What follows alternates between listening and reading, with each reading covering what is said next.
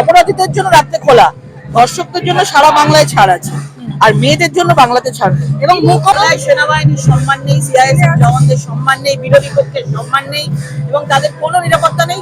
সবচেয়ে বড় কথা, একজন মহিলা মুখ্যমন্ত্রী, মহিলাদের কোনো নিরাপত্তা নেই। লক্ষ্মীর ভান্ডার দিয়ে সেলোটেপ দিয়ে মুখ বন্ধ করে দিয়েছে। তালিবানের শাসনে পাকিস্তানের দিকে আমাদের প্রায় বাংলা চলেছে। যে শরীয়তি শাসনের মতো ফতোয়া দিলেন, কি বলবেন এই বিষয়ে? মেয়েদের রাত্রি 12টার পর বেরোনো উচিত না?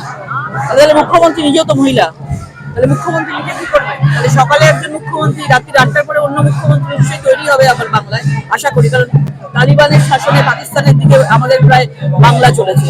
একদিকে যখন আমরা দেখতে পাচ্ছি যে ভূমিকা সিং, সোফিয়া কুরেশির মতো লোক অন্ধকারে পাকিস্তানকে অ্যাটাক করছে, মহিলাদের নেতৃত্বে চলছে অপারেশন সিঁদুর, আর সেখানে আমাদের এখানে মানে মেয়েদেরকে ঘরে ঢুকে যাওয়ার কথা বলা হচ্ছে, অত্যন্ত লজ্জার কথা।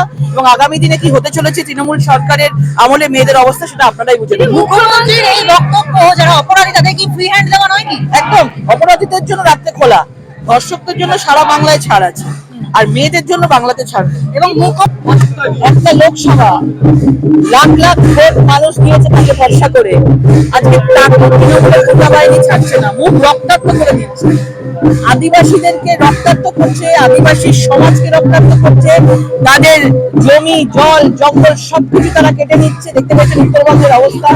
এবং আদিবাসী কিশোরীকেও পর্যন্ত মানে 3 টুকরো করে ধর্ষণ করে তাকে মেরে ফেলা হচ্ছে। আদিবাসীদের উপর লাগাতার অত্যাচারের বিরুদ্ধে আজকে আদিবাসী সমাজ জেগে উঠেছে এবং আদিবাসীদের নেতৃত্বে আমাদের ভারতীয় জনতা পার্টি থেকে এই মিছিল, এই আওয়াজ উঠবে।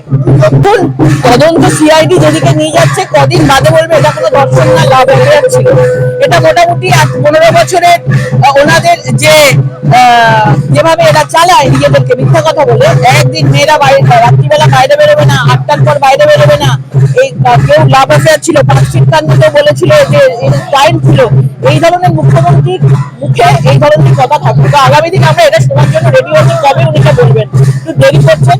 আমরা চাই যে সিবিআই তদন্ত হোক এবং পুরো ঘটনাটা উঠে আসুক। এটা আমাদের দেশের কাছে লজ্জা, কারণ পরিষদ একজন ডাক্তার নিয়ে ডাক্তারি করতে এসে তাকে এইভাবে ধর্ষিত হয়ে গণধর্ষিত হয়ে বাড়ি ফিরতে হচ্ছে, এটা দেশের কাছে লজ্জা। এবং একজন মহিলা মুখ্যমন্ত্রী থাকবে, একজন মহিলা আমরা নাগরিক হয়ে পশ্চিমবঙ্গে, এটা আমাদের কাছে সত্যিই অনেক লজ্জা। আপনারা দেখতেই পাচ্ছেন যে ধর্ষকদের ছাড় দেওয়া হয়, খবের মুর্মুর বলুন, মনোজ রায়ের বলুন, তার নিরাপত্তা বাহিনীকে মারা হচ্ছে, গায়ে হাত দেওয়া হচ্ছে, রুদ্রনীলের নিরাপত্তা বাহিনীকে মারা হচ্ছে।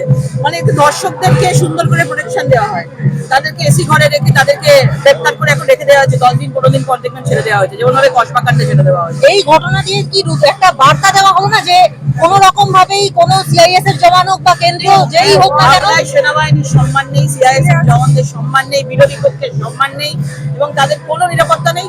সবচেয়ে বড় কথা, একজন মহিলা মুখ্যমন্ত্রী, মহিলাদের কোনো নিরাপত্তা নেই। লক্ষ্মীর ভান্ডার দিয়ে সেলোটেপ দিয়ে মুখ বন্ধ করে দিয়েছে। মুখ্যমন্ত্রীর এই বক্তব্যের পরে কিন্তু তিনি আবার বিবৃতি দিয়েছেন এবং শাসক দল থেকে বলা হচ্ছে যে তার বক্তব্যকে নাকি মিডিয়া বিকৃত করে। আমরা বাংলাভাষী, আমরা বাংলায় কথা বলি, আমরা বাংলা ভাষাটা বুঝতে পারি এবং উনি যে বক্তব্য দিয়েছেন সেটা সব জায়গায় দেখানো হোক, তাহলেই বোঝা যাবে। ওরা চেষ্টা করছে ভীষণভাবে মিডিয়ার গায়ের ওপর ফেলার, বিজেপির গায়ের ওপর ফেলার। তো যেটা উনি বলেছেন এটা প্রথম নয়, উনি বারে বারে বলেছেন। আরজিকর কাণ্ডেতেও বলেছেন যে রাত্রিবেলা নাইট ডিউটি বন্ধ করা উচিত, তার আগে বলেছেন লাভ অ্যাফেয়ার ছিল, হাসখালি কাণ্ডেও বলেছেন যে এটা ধর্ষণ কিনা দেখতে হবে, অন্য কিছু কিনা। এই ধরনের জিনিস উনি বলেই থাকেন। আজ এবারে একটু অন্যরকম ভাবে বলেছেন, আগে এরপরে দেখবেন বলবে বাইরে বেরোতে গেলে বোরখা ইউজ করবেন।